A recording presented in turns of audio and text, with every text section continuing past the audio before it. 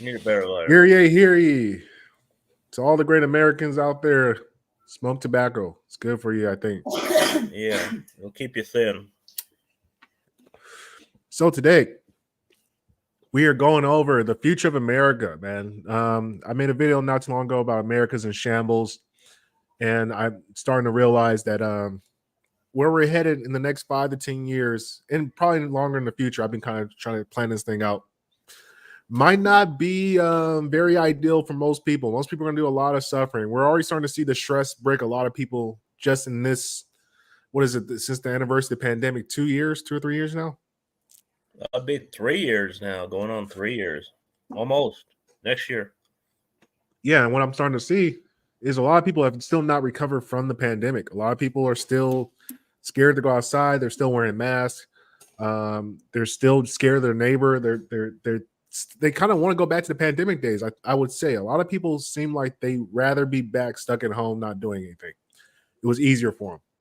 I see a lot of people, not a lot of people, but I see quite a few people wearing masks still, especially Right. Asians, but I see some a few blacks and some Hispanics. Oh still wearing- yeah. I noticed that when I walk into my local Walmart or grocery store, I'm like, why are these people wearing masks? And then I also see people wearing masks outside walking, which is unbelievable to me. In the Texas summer heat, like 100 degrees, there are people outside walking their dog with a mask. And it starts to tell me something because what the mask really symbolizes is comfort. It symbolizes fear.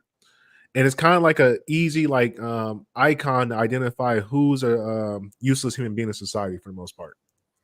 Yeah, it's kind of like wearing a muzzle and showing you're submissive. Right. And that's scary. It really is scary because I was talking to my brother the other day, and I've been trying to convince him to move out to Texas, and we spoke a little bit about this on the phone. But I'm looking at California. Anybody who watched Attack on Titan, there's a thing called the rumbling, where basically 80% of humanity gets wiped out. And what I was basically explaining to my brother is, look, bro, get out of California, get out of New York, get out of Chicago, any super dense populated place that's really, really liberal with no guns. You're going to be in some trouble, bro, when the fucking stress finally breaks. Because I'm trying to explain, there's no escape out of California. Like, California is a death trap for the most part. It's a giant rat trap. It's not sustainable. Most of the places that exist in California could not be sustained if it was not for water coming from the Colorado River. So they don't have their own water source. There's very few wildlife out there that you can hunt and game. Everything's dependent upon the transfer of goods to get in there so you can be able to eat. And now they almost have a state of lawlessness because they have so much empathy for criminals for some reason that they refuse to punish criminals. So now you have incentivized criminals to do more criminal activity because they realize the punishment is non-existent, which is a recipe for disaster. And then on top of that, the poor education system and the bunch of wild kids and stuff that are going out there, the drugs, is a recipe for everything to break. And I'm starting to notice that with certain cities, I can almost see, like, I understand Trump's idea about building the wall and strengthening the borders, because what I'm starting to realize is the war in Mexico is starting to spill over towards the border now. Like, I was listening to a Joe Rogan podcast, and apparently the cartels have created their own communication systems where they basically tore down other telephone things. They built their own telephone communication systems where they can basically communicate. They now have drones. They have all the technology of the government. They rival the government now at this point. And so those people fleeing into the country, it's like there's not enough people who work the border because we have this smart idea to defund the police and make this smear campaign that the police are horrible people. The police don't do this. And from what I've had with several conversations with different police officers, they're telling me when they defund the police, they didn't take away money. What they did is they basically cut down the recruitment and training of new officers coming in. So for every 5 officers that are leaving, maybe 1 is coming in to replace them. So there's a degrade in the actual manpower of the force. And so when Go ahead. I said, when I hear that, I'm like, yo, this is a recipe for straight lawlessness. And you have no guns. at least in Texas, like people are well aware that, hey, look, if I fuck around with the wrong person, I will get smoked. I will get shot. That's no ifs, ands, or buts. California, there's no fear of that because everybody gave their guns up and they make it damn near impossible to get guns and ammo.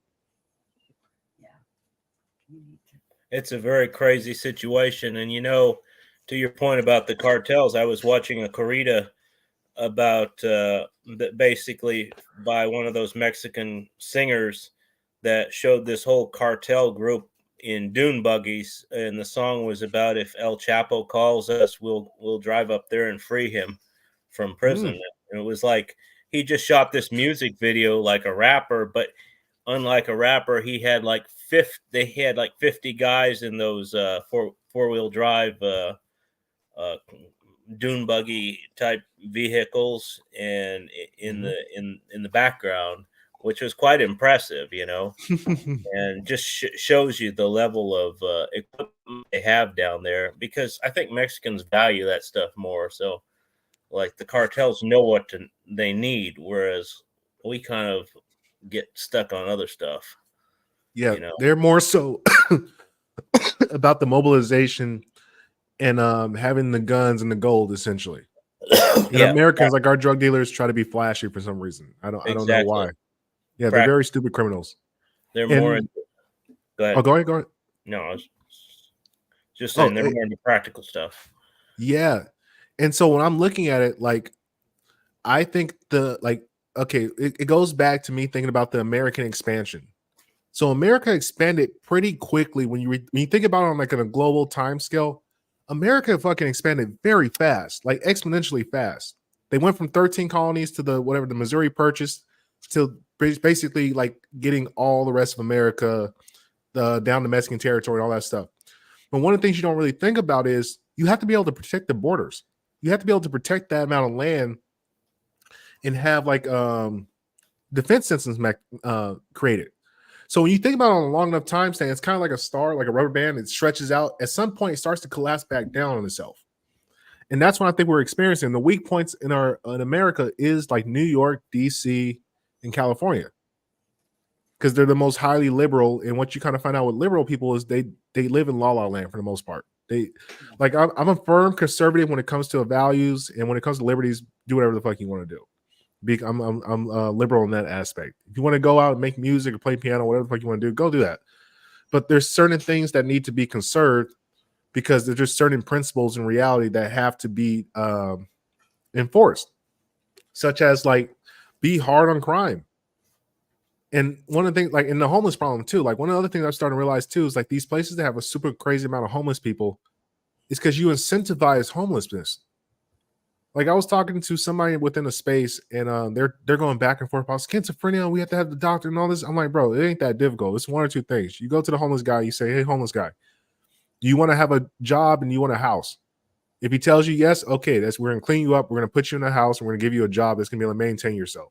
If they tell you no, you say, okay, well now you have to get the fuck out of here. So we're gonna put you in a bus, give you some camping gear, go live in Montana somewhere, go figure it out. If he tells you no, okay, we're going to put you to the sword because we can't have you being a non-productive citizen in our like territory with a bunch of productive citizens. That's a leech. You're a problem with society. And ancient man always knew this. If there was a problem with somebody who just refused to be cooperative with the rest of the group, you got your ass exiled, brother. Get the fuck up out of here. Yeah, it has to happen quick. People like to drag stuff out, and I don't know why. That's one of the definite downsides of civilization. We'll tolerate a problem and let a wound fester because we have antibiotics. In the old days, you couldn't let a wound fester. You had to put a hot iron to it. That's a good analogy.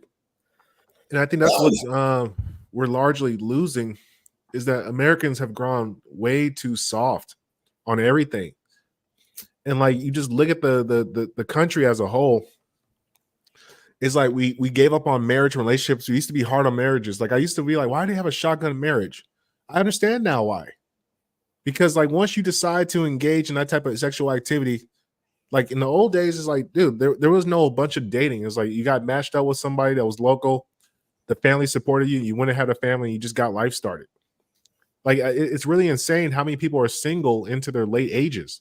We shouldn't have this many single people. That's a big problem But once again, it comes to the corporation of America, where we incentivize monetary gain as opposed to values, family, and life.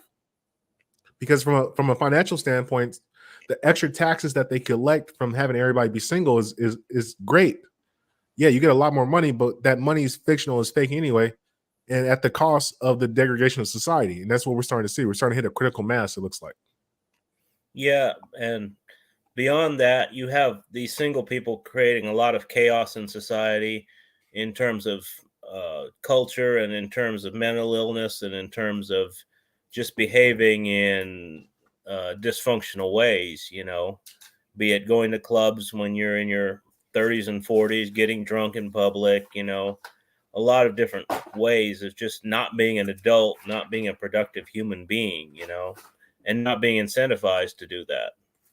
And I think that's the key point. We don't incentivize humans to be better people. We actually decentivize people to be better. Like you look like one of the things that stood out to me, because as a young guy, I used to work at like prison camps for kids. So I would teach robotics and like chess and all like types of shit. And so for like a 2-month period, I hung out with like these young cats that are basically doing time as juveniles. And one of the things they always told me about, they're like the benefits they got. So they went through certain programs, they went and did certain things, they got placed in good housing, they were able to get discounted cars, got their college pretty much paid for. They got all these great incentives for being terrible fucking kids. Well, I shouldn't say terrible kids, but making bad choices as kids by the state. And so in my head, I'm confused. I'm like, shit, if I knew this, I would have fucking did some dumb shit as a kid and got all my shit paid for. I would have been better off. Yeah. I would have been a lot tougher, and I would have had my whole life pretty much set for me. And my record would have been clean wiped when I hit 18 if I did the correct behaviors. And so it makes you think about, okay, what about the kid that actually like busts his ass, makes good choices, goes to job every day, does sports, participates in great activities? He doesn't get shit. If anything, he's actually worse off. He has to pay taxes. He has to pay full tuition if he has a 2-parent household, and say they're middle class, he gets no money for financial aid. So he has to take all this debt. So you start looking at the game, you're like, hold up, man. Why are we not incentivizing kids to do well? What's the benefit of doing well and you come out in the worst position? It makes no logic. Well, I think a lot of it is a lot of older adults, people who are living longer, feel threatened by younger people, and they don't want to have to compete with them. They want to hold on to their resources and their positions of power. It's just like everybody in Congress is old, except for the young people that they've let in who are immature and can easily be controlled, like that congresswoman who was caught getting fingered or whatever in the theater. We'll let people like her in to Congress because they're not a threat to the old people, but they're not going to let any ambitious, capable younger individuals into halls of power who might threaten their hold on power. That's just one example. This is true. And it's such a selfish behavior because it goes completely against the altruistic nature of man, which was always the young, youthful. We had trials and tribulations for them, so we compare them to be great leaders. So then when the old people get older, they simply become wise counsel. Well, but they go ahead. Good. No, good. Oh, I was gonna say, yeah, but like the dawn, like, cause I think about this, my exit strategy after I hit like past my prime, when I get about 60 or so, man, I'm cool. Like I done lived what I done lived. I played as well as I could play. Now it's time for me to put money. Let me give it back. Let me put money in the hands of young people and see what they can do. Promising young people. Let me see what I can do to help you. Because I just want to be around just to watch it and just live my life in peace as I watch young people then take the mantle of power. Because what's the point of me being a 67-year-old man still holding on? Like, bro, I'm going to be washed. I'll be washed at 70. Well, my grandparents used to tell me young men are for battle and old men are for counsel. And, but the thing is, I think a lot of these old people think they're going to live forever. They actually believe to some extent in the idea of immortality being available to them. And so they're going to try to hold on to stuff forever. And if, that is an interesting point because I think that breakthrough is going to be around sooner than later. I think we will hit a point where we will be able to extend human life just from biomedical technology, like the ability to like put microscopic AI like hardware into your body that can pretty much tell you, okay, you're about to have a heart attack, these different signs. And I remember I used to watch as a young kid, I used to watch a lot of futuristic stuff just about like what's going to happen in the future, travel, all these other different things. And I think a lot of these old people, they're investing heavily in that health stuff to see if they can extend their lifespan, because we are now entering that dawn a period of where that fantasy might actually come true. We might be there. We might be on the cusp. Yeah. And it's going to be interesting to see the choices that humans make, because how does human behavior change knowing you can live for 200, 300, 400 years or even more longer? Well, and besides that, we can grow babies in labs. So we don't need childbirth, and we don't specifically need young people, specifically young women, young men also. And we don't, and it's less advantageous if we can control people better if we raise them in labs. That's very scary. That's some Black Mirror shit. Absolutely. Because that's another thing I wanted to get into. Like in the next 5 to 10 years, what are relationships going to look like? Because I think we're heading full speed into the destruction. Like I think it was by 2030, more than half of women would be unmarried, no children.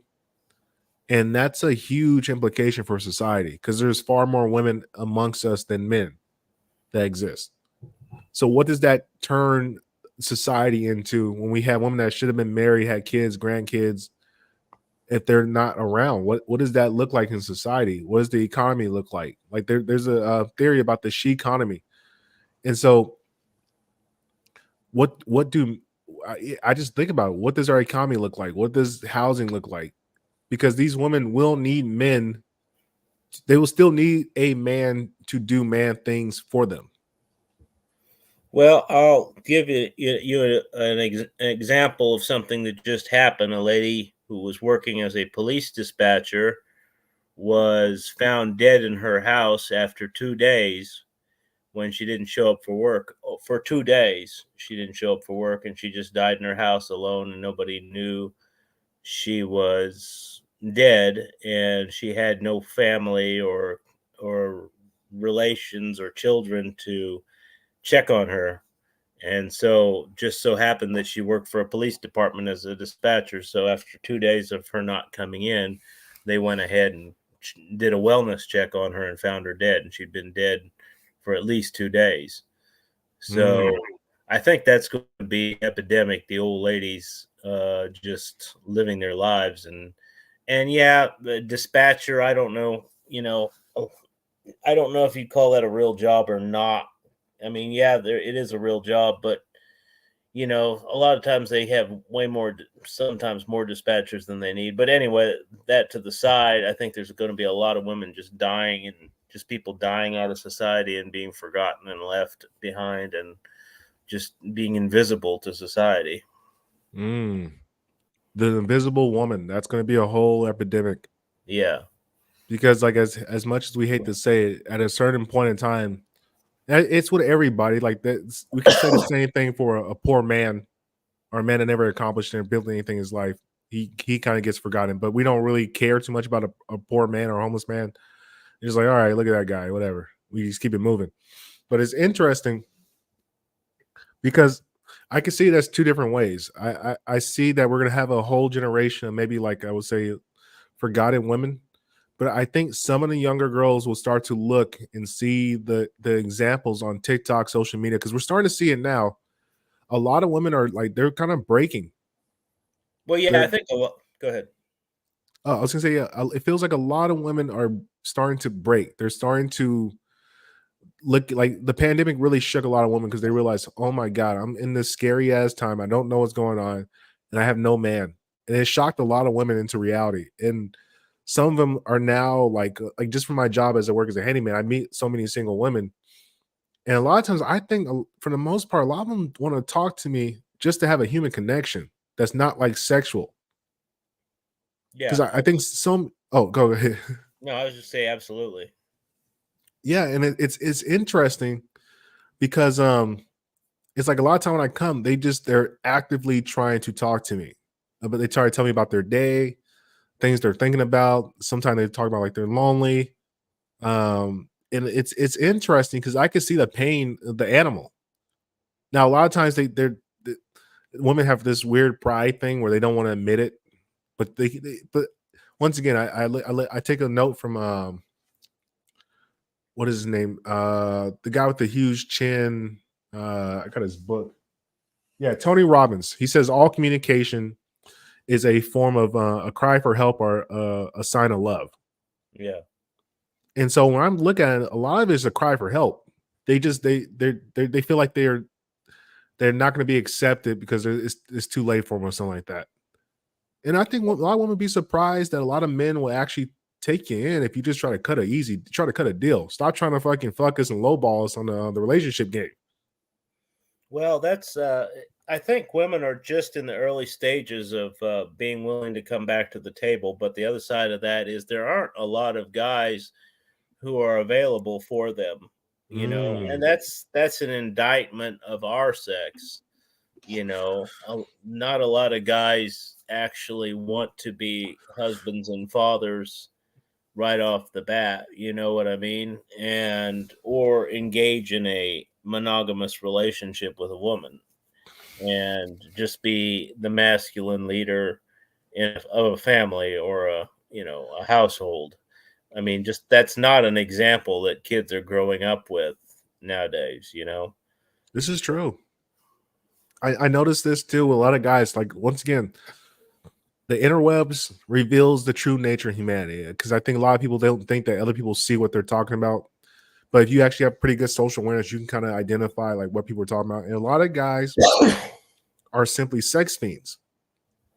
Like you get so sexualized as a young guy, and they teach you, oh, sex is so great. And I think a large problem is like the public school and the college experience is because they're having so much sex, especially like a young guy. You should never be having access to a 20. Like if you're 21, you should never have access to a 20-year-old girl. No, in no time in human history was that ever really a thing unless you were married off. So the idea, like, and I think there's a guy, Bowtied Broke. He spoke about you don't get it out your system; it gets in your system. Yeah. So the more girls you have sex with, the worse that you become. It almost corrupts the soul to some degree, where you can no longer have a compatible relationship because you are so used to dealing with a basically a sex object as opposed to a woman. Well, and beyond the sexual question, you also have just guys just not wanting to have any kind of leadership of anything in their life, be it in any way, shape, or form. So, if you laid the sex to one side, these guys just don't want to lead. They don't want to progress in life. And I think a lot of it is they don't want to challenge the older generation. When we get down to their unconscious mind, they don't want to challenge their elders because that's what it's going to take to get somewhere in life, you know, Mm, and that's a hard thing to do for them. this is So true. they kind of just stay in a state of unconsciousness, or, the brighter ones want to be red pill and chase pussy. But the dumber or the average ones, we might say the basic ones, they're confused and unconsciously they don't want to challenge the older generation, I think. Yeah, what I notice is with younger guys, it's a higher amount of escapism and fantasy living. Yeah. They don't want to deal with what they see with reality. And it might sound like a dumb analogy, but like I'm in a couple different Discord groups when it comes like to anime and manga and different things.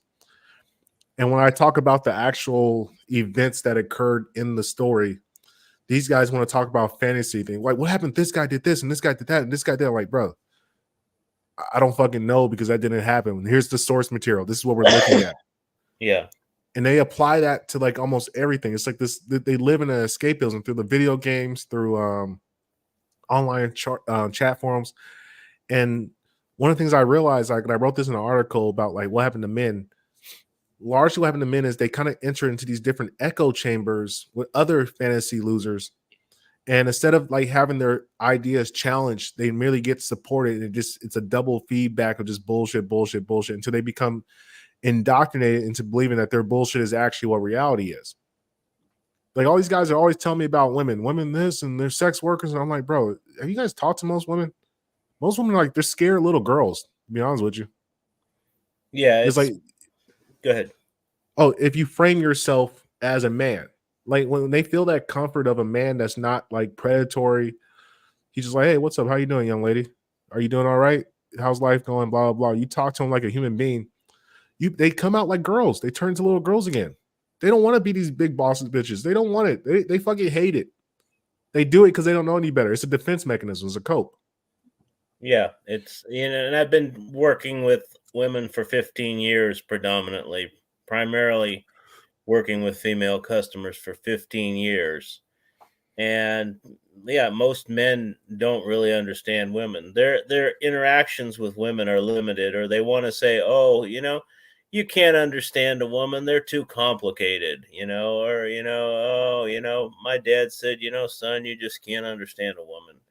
And matter of fact, an older guy was saying, you know, something about this, and related. We were talking about horses, but I said he didn't want to say it outright, but I said a woman's like a horse and a horse is like a woman. I just went ahead and said it. He was afraid to say that, but you know, once you understand the personality of the feminine, it's pretty straightforward. Very straightforward. It's almost like comically simple, to be honest with you. If they like you and they feel comfortable around you, they'll put their whole life on the line for you. They'll go to bat for you for almost anything. You could do no wrong in their eyes unless you lie to them. But I think most guys, their entire game is lying. That's the average man's game, if you would call it. Yeah. But it's like when you show the value up front and you're just kind, you're gentle, and you're an actual gentleman, dude. They fall in your lap. They can't take their eyes off you. Yeah, I'll give an example here. You know, I'm on all these Facebook business pages, and people leave reviews, you know, for different tradesmen or whatever, and including myself. And they'll say, so and so is the greatest at whatever he does. And it's like, no, he's not the greatest. He's just nice to you. He's just a nice professional guy, and he's always there when you need him, and he answers your phone calls, and he fixes your problems, your sinks or whatever, and or whatever your issue is with your house. And so he's objectively not the best at what he does, but he's the best at making you happy, you know. And so you give him a good review. But I'm just saying that's the way women are very loyal once you, like, to your point, make them feel comfortable and help solve their problems. It's true. And I'm thinking as I'm getting older, because one of the things I talk to a lot of young people, and what I find out with a lot of young guys is they're completely out the game. Like they actually want to get, like the younger crowd of guys,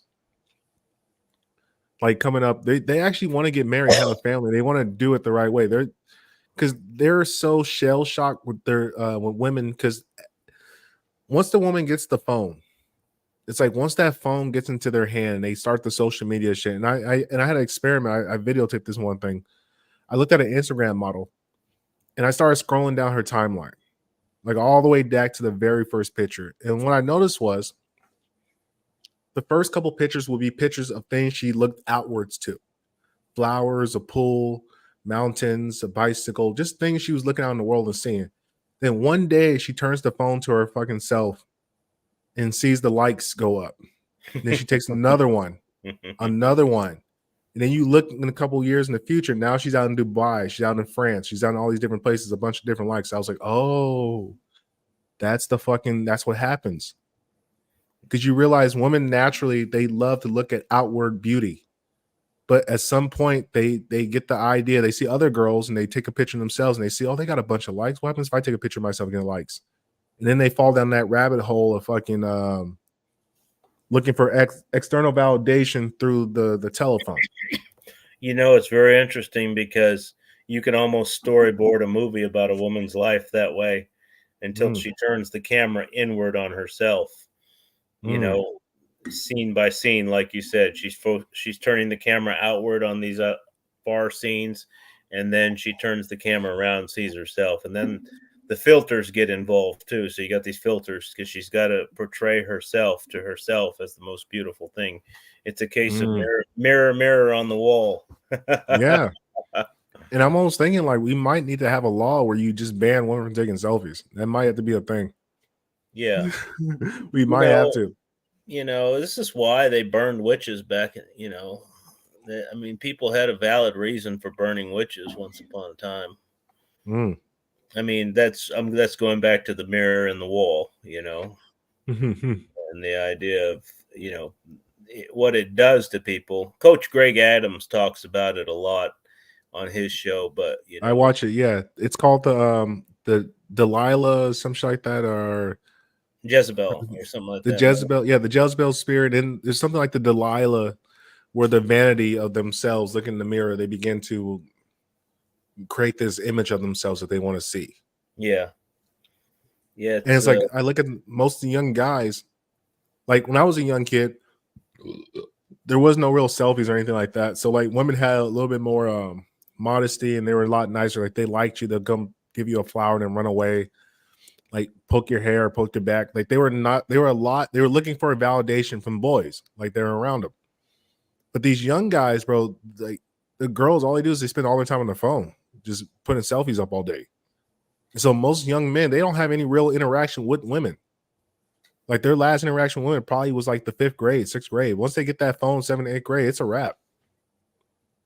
Well, So, another thing that's interesting, and I don't know if you noticed about it in the last couple 3 years, maybe I think it was before the pandemic though, is women are fixated by their phones, but they don't answer their messages or calls. yeah, that's a very interesting one. Like I on my YouTube, I get a lot of likes on my shorts because I joke about getting ghosted like 7,000 times in this month. Well, I And, thought it was related to personal, but I'm seeing it in business more and more. really?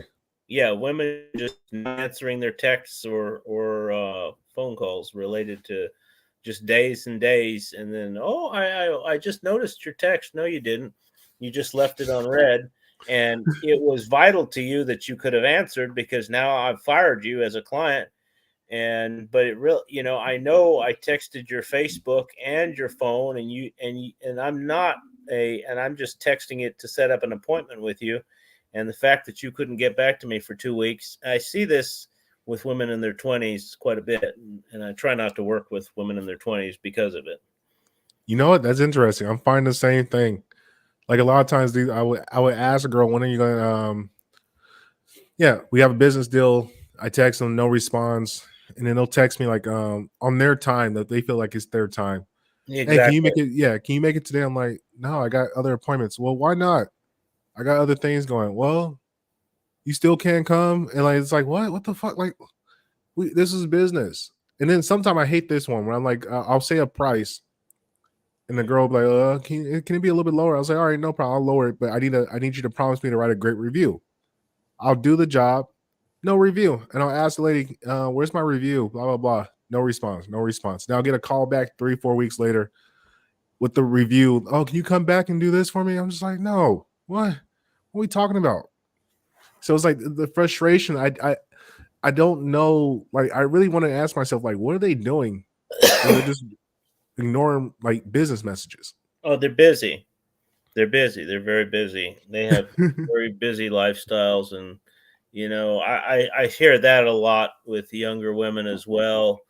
Like I said, just that I was busy, and they don't have real jobs or they don't have real obligations. They certainly don't have children.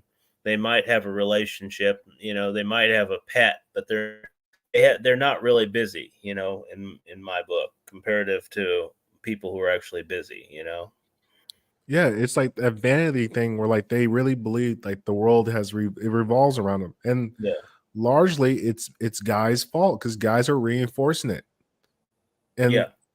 we talked about this on the phone, I think yesterday, about like I had this theory about if you want to have a successful relationship in today's particular age, you need to come off the bat firing on all cylinders. Like, hey, look, I'm marriage or I'm out. Here's my contract. Here's my deal. If you want to take it, go. If not, I'm fucking finished. I'm not even trying to play any games with you. And I think that's the future of relationships. As soon as a woman shows positive, like signs to you, put it on the table. Hey, baby, let's get this game started. What are we playing around for? Because that's going to filter out the ones that really want to be with you and the ones that are just trying to have some fun and bullshit around. And I think largely guys have to start taking initiative to filter out women who just want to bullshit. Don't even entertain it. They need to start thinking about the future. Guys are not thinking about the future. They're not thinking like we're talking about 5 to 10 years in the future. Most guys don't think in terms of the future. I think this is true. No, I think you're right. Most guys, because that like I talk about the girlfriend epidemic, how the girlfriend is the stupidest concept when it comes to just like dating. Like, because I always ask, what is a girlfriend? What is that? How do you quantify that? Like, I understand what a wife is. A wife is a position that maintains a household, takes care of accounting, blah blah blah, has duties, raises the kids, blah blah blah. What does a girlfriend do? It's kind of embarrassing, to be honest. You know, when my wife and I were starting to go around on jobs together, and I think you'll back me up on this, I would introduce her as my fiance. I don't think I ever introduced her as my girlfriend because I thought it was just like just not adult or not, cheesy. Yeah, it didn't look good to me to be on a job and say, "Oh, this is my girlfriend." Oh, you got something that? Oh, okay. Yeah, I had a fly on it. Yeah, and like I kind of realized this too. Like, let's see, we got some comments. Cool from John Doe. Yeah, and that's kind of what I realized too. Is like, man, like a girlfriend. There's no, and I try to explain to guys, a girlfriend. There's no benefit to you having a girlfriend. You're doing all the man duties, but you get none of the benefits of having a wife. So you're still protecting, you're still providing, because a lot of times the guys, they end up moving in with the girlfriend, and then the girlfriend, you got this living girlfriend. I don't even know what the hell that is. And the longer it prolongs, the more your manhood, it looks like, gets deteriorated because you're not building upon anything. The entire relationship was built upon sex and lust. There was no set terms to why we're together and what we're doing together. Well, and go ahead. Oh, that was it. That was my thought. Yeah, I was going to say, you're on a crash course in life, and a lot of people are on a crash course to nowhere because, it's like, yeah, I want to be 45 when my son is 20, or when my son graduates college, I want to be such and I don't want to, I want to have my children, I'm saying theoretically, when I'm young enough to have energy to deal with them, and then be able to motivate them and be a physical presence in their life, and in other words, set a good example physically, and set a good example, in every regards. I want children to see me in my prime, so to speak, and so I can be an example to them, to be something they can work towards from a young age. And I think most people don't even think about that. They're willing to cohabitate with a woman indefinitely, and everything, life just happens to them, children, we cohabitated, and she forgot her birth control, so now we're having a kid. And the kid is whatever, however the kid turns out, it's great. We don't even care what the sex of the kid is, none of that matters. My life or their life is not on any kind of timeline. Sensible. I'm a doctor of many things, Mr. Doe. I hold many doctorates, including one in divinity. But anyway, that's the way it is for a lot of people, and I think they're just psyoped into that way. But it destroys children to be raised by parents who don't really care, who are apathetic to their future. Right, because there's a difference from planning a child and then just having a child. Absolutely. And like, I look at it like for my future wife and kids. I already got the plans. I already got everything set up. You're going to be playing baseball, basketball, football. till we get to about high school. Then I'll put you into tennis, golf, and wrestling. I got you set for certain certifications. I have certain books you need to read. I have certain training for my wife, how to get you on a program. We're going to probably schedule our kids out, different jobs you're going to take on. I pretty much have the life plan mapped out for the next 50 to 60 years for whoever lucky lady figures out that I'm not a fucking idiot. And like, guys need to start approaching their life with that, because they don't realize your life is passing you by every fucking day you live, that you're not building or striving to be what you want in the future is going to cost you in opportunities. And I think so many guys, they keep waiting. And it's like, dude, there's no point in waiting. If you want to have a wife, if you want kids, go for it. Stop thinking you're just going to have a girlfriend. She's going to turn into wife material. That doesn't exist. Yeah, and women are really psyoped not to be wives anymore. Even when they want a relationship, they say they want a partner, but they don't actually want to be a wife, you know?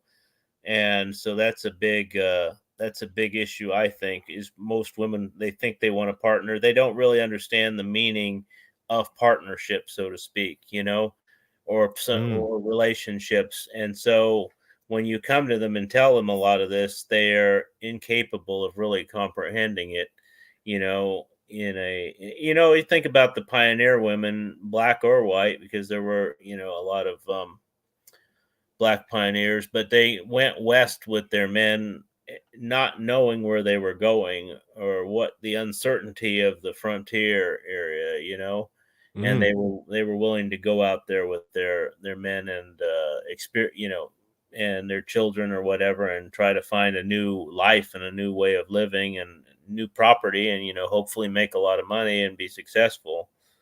But the point is that those women were willing to take a chance, and in a lot of ways they were more women than the average woman today.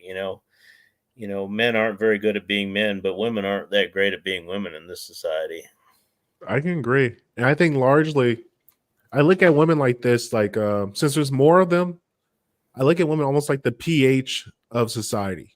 Yeah. Like men are like the substrate of like what's going on. So the women are reflected upon the men of society. So if most women are over sexualized, they're not looking for relations, look for quick flings. That's because that is what the men are pushing out, or what the men are accepting as a substrate. But if we change the molecule of the man within the I guess you would say the chemical, but if we changed. Sorry about that. No, you're good. What I call the chemical bath that we have.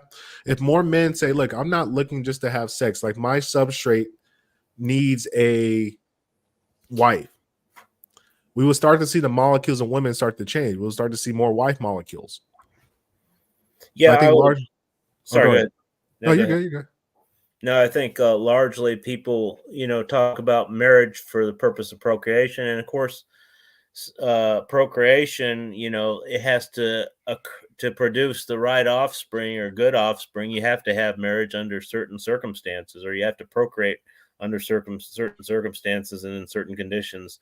And those conditions are only achievable if you have that kind of relationship, where you and her have already have like a basic trust, and your biologies have synced to a certain extent. Or maybe not biology is not the right word, but your physiology has synced to a certain extent, and you are truly cooperating together, mind and body, and are able to facilitate the creation of a new being. I agree firmly. I've been telling guys, I've been preaching the idea of when you're dating a woman, change the tables. Tell her no sex on the table for 6 months. Let's get to know each other. Yeah. Let's go be productive. I think that's a great idea, honestly. And I think it's going to be more popular in the near future, because I think a lot of like the young Zoomers are sexually traumatized because of all the things they saw their parents do as swingers, or just divorcees, or just whatever. Their parents, early millennials, late Gen X, were just sexually saturated, and as a result, their kids don't want to have anything to do with sexuality. Right. I'm sorry. I got a little bit distracted. I was looking at John Doe's thing.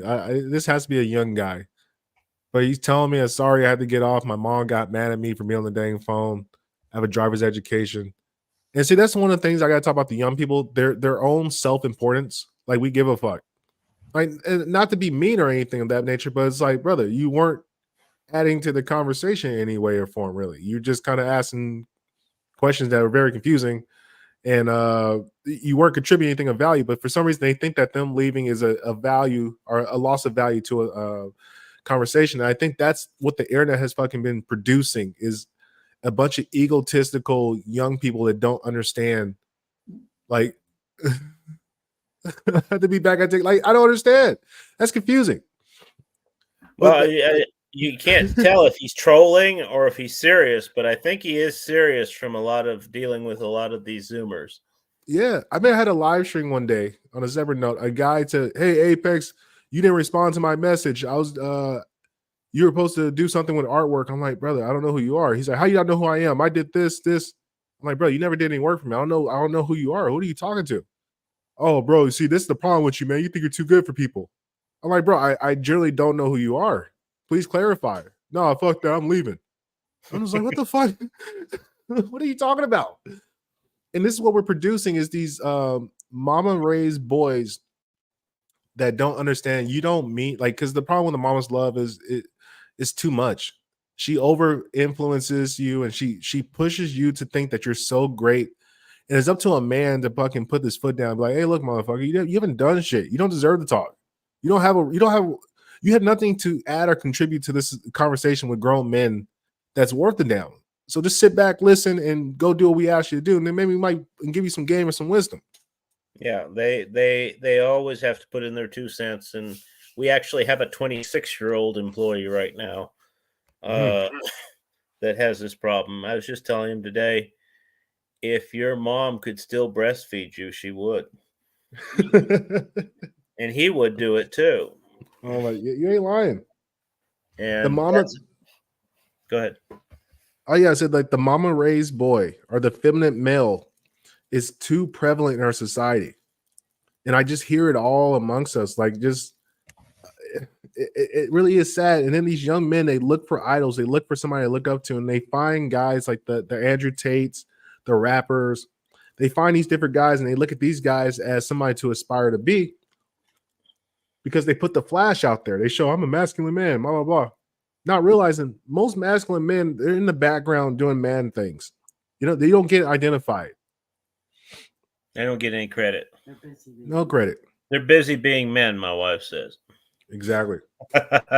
You know, the brightest spot for society in my book is going to the boxing gym because I see all these kids coming up and they are completely oblivious to a lot of what's going on in society. They're just there to train, and they're single-minded. They go to work, they train, and they go home. That's their life. They go to work, go to school, they train, and they go home. And those are some of the best kids I see of all races, to be honest, in society. No, this is true. That was actually one of our topics we're going to speak about was the recreating fighting men again. I think so often because they've taken fighting out of schools. When I was a young guy, fights was a regular thing. That was common law. Like, okay, this motherfucker did some shit. He said some crazy shit. All right, they gotta go handle it after school. And then we all go as boys to some park or something and watch these dudes throw knuckles. And then we will stop the fight before it got too crazy.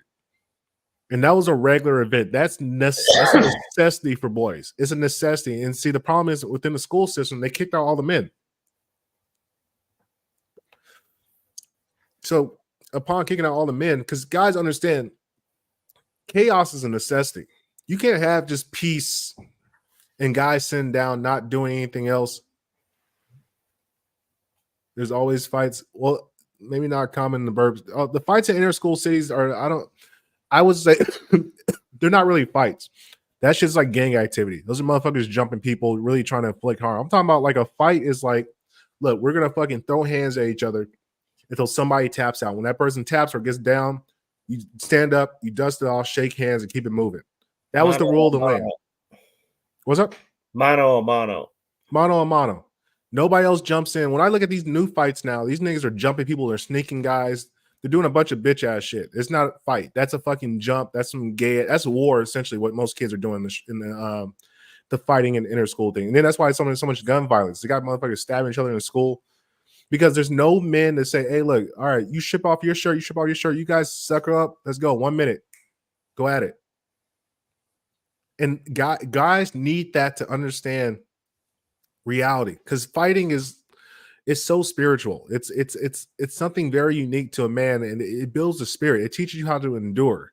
It teaches you how to push past a limit. It teaches you how to deal with pain, how to keep moving forward, win, lose, or draw. The mere fact that you showed up and participated speaks volume of your character. And most guys don't have no fucking character because they're scared to take a punch. Yeah, it's a whole situation in the society today. And up to the 1960s, there was boxing in the schools as well as wrestling. They had amateur wrestling in the schools, and they had amateur boxing up to the 60s in Really? the public schools. Yeah. And we're probably better off. Yeah, they took them out because for that reason.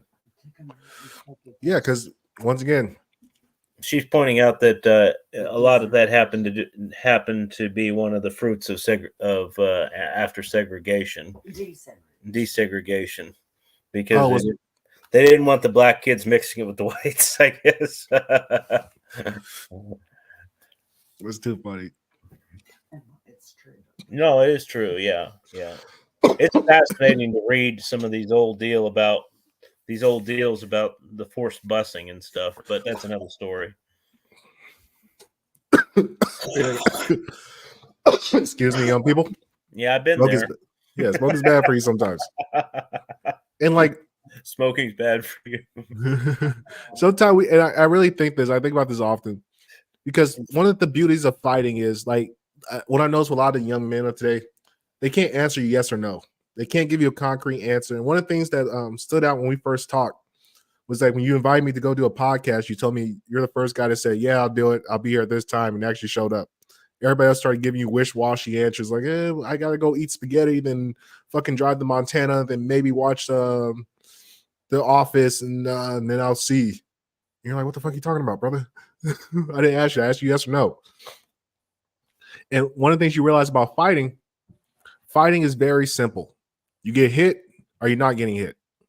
So did I hit you? Yes, I got hit. Fuck, that hurt.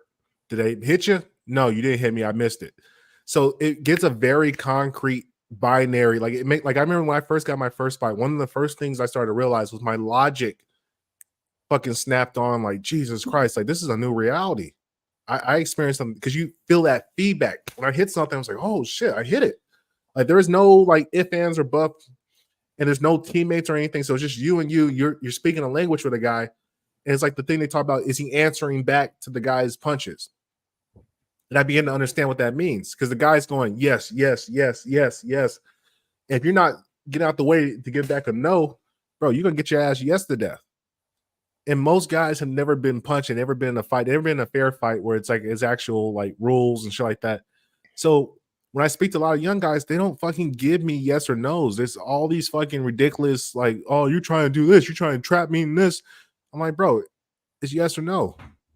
This is just the essence of man. I think that's probably the first fucking thing man probably came up with was like, That was probably the first signs that man had was like, And so if you don't understand yes or no, which is fucking crazy to me that most guys don't know what yes or no means, you're fucking finished as a man. You got no chance in this world. Not gonna make it. No chance. And it's like, I think we need to reestablish throwing hands for cash. Like that's one of my fucking sayings on the Twitter machine. Because I get tired of motherfuckers talking crazy to me. I'm just like, bro, you want to throw hands for cash or what? What the fuck are we talking about? Because the way you're talking to me, it sounds like you can whoop my ass. And I want to see it be done. I'm waiting on a nigga to whoop my ass. Well, I got my ass kicked before, but I'm waiting on a nigga to whoop my ass again. And most guys, they figure out a way to get out. They always figure out a way to get out. And I think a great person who everybody should really listen to just for logical sense is Chael Sonnen. I think he has the greatest YouTube channel of all time, simply because it's logic after logic after logic after logic after logic. And when you realize this, if you can speak logic, You can pretty much get anything you want to do in this world done. Yeah, his MMA math does not always add up, but he's a very logical person. He has a degree in sociology, I believe. I think he spoke about this. Yeah. But it's also, but I think fighting, if you are a fighter, to some degree, it almost becomes entwined with you because it's very concrete. It's like, do you want to fight? Yes. Okay, can you show up at this date? Yes. Will you fight this guy? Yes. All right. Well, we'll see you when you show up there. There's no, like, anytime people start to make up excuses, like, why, if it's like the right money, it's like, okay, that person, he's not really a fighter. And you realize most human beings don't have a fighting spirit. And that's what scares me about the future, is that if we have some type of tyranny or some civil war or something that really actually breaks out, I think we won't have enough men to bring up in arms. That's what terrifies me. Well, we don't at the present time, which would tend to, indicate that the elites are planning on other forms of of warfare, because there aren't enough military aged men. You couldn't even build an army out of the material, an army of actual fighting men. Talking about combat army, Mm-hmm. how many men are you going to raise out of the whole country who are combat? You look at the gyms, you look at the high schools, you look at them, and then you can do a tally. You can do the tally of the wrestling teams, the amateur boxing teams, the martial arts gyms, and tally how many the football teams, and tally how many physically fit men who take bumps you could recruit. And it's not going to be a ton of guys out of Not. the entirety of society. And that begs the question: how do we protect our, like? And that's why I'm scared about this border shit, because like I look at places like Sweden, England, France, Italy, how these places are getting overran by immigrants, and essentially the immigrants are saying, we're taking over your country now. There's nothing you can do about it. What are you going to do? Who are you going to raise? Everybody's scared of being canceled for being racist. And it's like in no other time in human history has a country like America basically decided, like, oh, anybody that wants to come may come. We'll take anybody. And like, bro, there's never been a way that like we took in military age men from other countries. That's like a big no. You don't ever take, no, go fix your own shit. Get the fuck out of here. And it's Well, not oh, go there's ahead. a lot of real estate and money on the table, and there was a lot of people without resources in the United States before the immigrants came in. So could we not just, what is the word I'm looking for? Basically pass all those resources and land out among the people who are already here and dispossessed, rather than giving it to new people, That would make the most sense. But for some reason, we have a lot of bleeding heart liberals. Like I remember I was talking in a conversation with a guy who was saying we need to empathize. Like a human being is not the actions they do. Like we gotta look at the reason behind their actions. It's like, bro, if a motherfucker murdered like 10 people, I'm not asking questions why the fuck. Like, look, that's great and all, but look, you gotta, no, there ain't no sympathy, nigga. He chose to kill those 10 people. Like everybody has choices in life. Well, You all have choices. the other Oh, thing is that I think in the near future, or certainly since the pandemic, is everybody is looking at life from a more vital perspective. In other words, that it's him or me. Life is no longer the game it was. Like all this 90s nostalgia, which I don't understand, but people have nostalgia for other periods of time when life was not as essential as it is today, because you're not playing life anymore. There is no safety nets like there used to be. You got to be serious. If you fall through the existing safety nets, you could die, and die in a horrible way, die in a cheap hospital or whatever. Or just it's much harder to live life today than it was 20 years ago, or in the 90s, or even in the 80s. You have much greater chance of failing and crashing out, as you say. Yeah, and I think most people are not taking that serious. They keep thinking that there's some pension plan, there's some oh no, there ain't no social security, ain't no pension plans, ain't nothing to come save your ass at the because all the boomers they fucking fucked over everything. Boomers done well, like you said, I think it was Generation X or whatever the silent generation. They fucked the boomers, and the boomers decided to get back revenge and fuck us. And I think we're gonna enter into a new stage. I think when we get to our next segment, what I think we're going to start to see in America, what I'm thinking is we're going to start to see the beginnings of communities rising. Because I think most people have lost trust in the federal government. Most people, for me, to be honest with you, I think the federal government is really like an illusion. I don't even think it's real. At the ground level, I think we're going to start seeing people taking actions in their own hands, realizing the school systems are fucked. Foods are fucked, housing's fucked, everything's fucked, everything's upside down, everybody's suffering. So how about we get together and start to figure out how we can ease the suffering? That's build our and I'm starting to realize that my own little community that I'm living in, I'm taking a more active role in trying to be a community leader.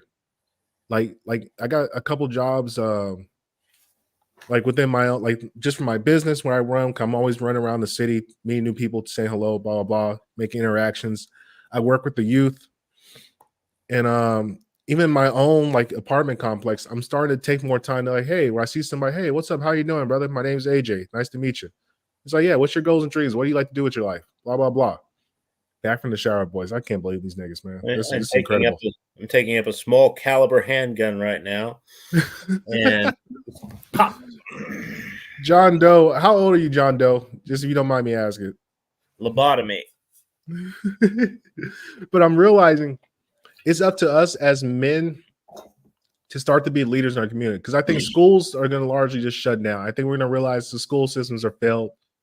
And people are going to start just looking for a new 15. Okay, it makes perfect fucking sense. Thank you, sir. Makes perfect fucking sense. Thank you. I appreciate you for listening, John Doe. You got a chance in life. If you're smart enough to figure out this is a good channel for you, I'm proud of you, brother. But I think we're going to start to see men are going to start to get sick of it because so many guys are like, well, I'm just going to bow out and hide and I'll go live my life. No, bro, that's not what life is about, man. If the fucking revolutionary people just decided to hide from the England people, we'll never have America. But they decided to say, fuck these people, man. Fuck you and your gay taxes. We're not paying it no more. The fuck out of here. If you want some problems, come see us. And I think that's the future of America. I think we're going to get into another American revolution, but for the community against the federal, which the federal doesn't really exist. I would agree. And having been involved in that kind of political system in the community level, I would tell people who are going to be getting involved that you're going to face a lot of hostility from the existing community leaders because they've been cooperating with the federal government for many years and getting grants and aid from them and not really monetizing or doing anything for the community itself. They use like one of the main things they've been doing for many years is getting aid from the government to place a lot of these immigrants who go to work for corporations and then cost the government or the local government money, tax dollars and stuff, and then they work for the corporations at a reduced wage. So they remove jobs from the locality. And the point of the matter is, I'm saying is that basically a lot of your local public officials are collaborators who don't have you and your fellow citizens' best interests at heart. So when you try to get in with them and say, oh, I want to do this for the community or this or that for the community to make it better, they feel threatened by that because they don't want to make it better. Well, see, here's what I think is going to happen. I think people are largely going to almost they're just going to be like, fuck it. We're not even dealing with the community, the people who have been in charge. We don't care anymore. And what I realized was in the last deep freeze, when I heard about the stories from the last deep freeze when Texas was like frozen over for like 2 weeks, humanity looked out for its own at the ground level. And the people in Texas were like, dude, fuck these masks, fuck all this bullshit. Because when we were fucking frozen over, our powers collapsed. Nobody from the federal government came to save us. Texas had to save Texas. Yeah, and, And so and they're the like, bottom, fuck your mask mandates, fuck all this other bullshit. We're going back to regular life. We're tired of this bullshit. It doesn't make any sense. well, what happens is those people who acted well in the crisis, though, those people didn't get put in charge once the crisis was over. So, crisis is a good example, a good opportunity to see who is able to function and help the community the best. And it may Mhm. not be your elected leaders, but those people just went back to their daily lives and were largely unrecognized, I think. No, you're absolutely correct. But here's the thing: in the memories of the people, they never forget. Yeah. And when crisis strikes again, guess who they fucking call it? Batman, Superman, whatever the fuck they're calling out. My greatest fear in life actually is that we don't have a serious crisis within the next 5 to 10 years. Yeah, that's my scare thing. Because if we just let this keep on, like I agree with you. We need to see a full crash out. We need to see everything just almost collapse completely, so we can rebuild from scratch. It's like I look at America now, societally, we're like a giant fucking forest with a bunch of dead shrubbery that's just waiting to be fucking tendered or be kindled. As soon as that fire lights up, swoop. But the beauty of it is all the resources, all the mass and all the life and shit of that, it all comes back to the soil, and then you can build the new. It's biodegradable. Yep, that's what I'm hoping for. Hey, my thing is about to shut off in about 5 minutes or so because I have the cheap version of StreamYard. So anything else you want to add? Anything you want to fucking plug in before we call this baby a wrap? I wanted to do an interview with you and maybe on your channel. I don't care what channel we do it on or my channel, but I have AB Data, who is an old time entrepreneur, and he's been around forever, even before the red pill. And he has a lot of good game on business. He doesn't really talk about women anymore, but on business and health and fitness and just life and stuff. He produces independent movies and does a lot of cool stuff. And so I've got a interview with him upcoming that I'd like to do, us to do together. And like I said, I don't care which channel we do it on. And so that would be the one guest that has confirmed they're willing to do it. He said he doesn't care how many viewers we have. He's glad to do it for just a few viewers. So that's awesome. And I'm looking forward to interviewing him. My type of man. He just loves the game for the fucking game. Yeah, he's a cool guy. Yeah, see, they don't make those savages like that anymore. I call it like the one man, one mic mentality. Like a lot of guys, they need a whole audience and shit to fucking feel like they got it. Brother, I'm fine just talking to myself, nigga. The more the better. If you want to join, come on, nigga. I'm one man, one mic. I'm gonna start doing stand-up. I'm just gonna take a fucking microphone and a fucking speaker and just film myself outside talking shit. I'm actually thinking about doing that myself. I think in a white comedy club, they'll have to let me just talk. What are you going to do? Take it away from me? Bingo. Mike. I can't wait. I got to get some stand-up going. All right, brother. I appreciate you, Dr. B. We're going to go ahead and cut the stream. Hang on with me a little bit longer and we'll chop it up at the end. Appreciate you motherfuckers for joining. Like, subscribe, share. What's your fucking YouTube handle? Great Books for Men. Great Books for Men. Yeah. So go out there and visit. I wish I had a fucking me too. Yeah, whatever. We'll fucking do it next time. I'll go at it. I'll put it down in the comment section how to get to your YouTube. Great Books for Men, Apex Sapien, leading American human biologist, Dr. B, the doctor of the divinity, and everything else that's great in life. Appreciate you people. Bye. Have a good night.